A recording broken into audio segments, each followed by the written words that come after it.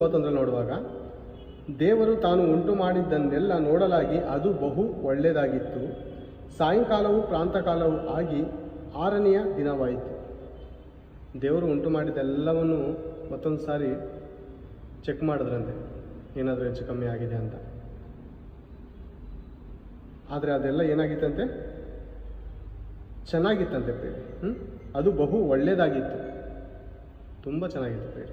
ನಾವು ನೋಡುವಾಗ ಈ ಸೃಷ್ಟಿಗಳನ್ನು ನೋಡುವಾಗ ಪ್ರೇರೆ ತುಂಬ ಅದ್ಭುತ ಪ್ರೇರೆ. ಅನೇಕ ಕಡೆ ಅನೇಕ ಹಸಿರು ವಾತಾವರಣದಲ್ಲಿ ಅಥವಾ ಮಂಜು ಬಿಡುವಂಥ ವಾತಾವರಣದಲ್ಲಿ ನಾವು ಹೋಗುವಾಗ ನಮ್ಮ ಮನಸ್ಸು ತುಂಬ ಉಲ್ಲಾಸಿಸುತ್ತದೆ. ಏನು ದೇವರು ಇಷ್ಟು ಅದ್ಭುತವಾಗಿ ದೇವರು ಸೃಷ್ಟಿ ಮಾಡಿದಾರಲ್ಲ ಅಂತ ಬಹಳ ಜನಕ್ಕೆ ಸಂತೋಷ ಆಗುತ್ತೆ. ಆದರೆ ಉಂಟು ಮಾಡಿದಂಥ ದೇವರು ಯಾರೋ ಈ ಜನಗಳಿಗೆ ಗೊತ್ತಿಲ್ಲ ಪ್ರೇರೆ. ಉಂಟು ಮಾಡಿದಂಥ ಒಬ್ಬ ಯಜಮಾನನಿದ್ದಾನೆ ಅಂತ ಈ ಜನ ತಿಳ್ಕೊಳ್ತಾ ಇಲ್ಲ. ಸೃಷ್ಟಿಕರ್ತನನ್ನು ಬಿಟ್ಟು ಸೃಷ್ಟಿ ವಸ್ತುಗಳನ್ನೇ ಪೂಜಿಸೋರಾಗದಂತೆ. ಓಕೆನಾ? ಆ ರೀತಿಲಿ ಜನರು ದಾರಿ ತಪ್ಪಿದ್ದಾರೆ ಪ್ರೇರೆ. ಉಂಟು ಮಾಡಿದಂಥ ದೇವರ ಪಕ್ಕಕ್ಕಿಟ್ಟಿದ್ದಾರೆ. ನೋಡಿ 2ನೇ ಅಧ್ಯಾಯ 1ನೇ ವಚನ. ಹೀಗೆ ಭೂಮಿ ಆಕಾಶಗಳು ಅವುಗಳಲ್ಲಿರುವ ಸಮಸ್ತವು ನಿರ್ಮಿತವಾದವು.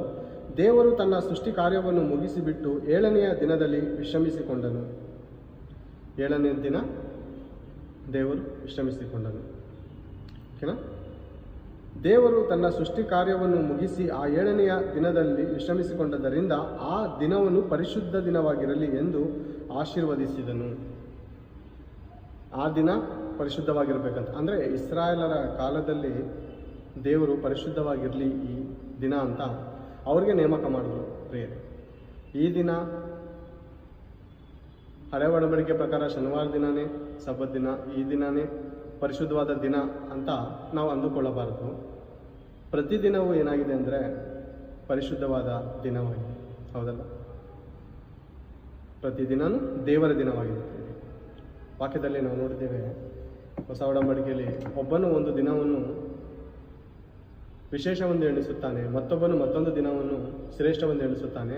ಆದರೆ ಎಲ್ಲ ದಿನವೂ ದೇವರಿಂದ ಬಂದಂಥ ದಿನವಾಗಿದೆ. ಹೌದಲ್ಲ? ರಾತ್ರಿ ಮಲಗಿ ಸುಖಕರವಾಗಿ ಮುಂಜಾನೆ ಎದ್ದಿದ್ದೇವೆ ಅಂದರೆ ಈ ದಿನ ಕೆಟ್ಟದ್ದ? ದಿನ ಕೆಟ್ಟದ ಪ್ರೇರೆ? ಇದು ದಿನ ಕೆಟ್ಟದಲ್ಲ.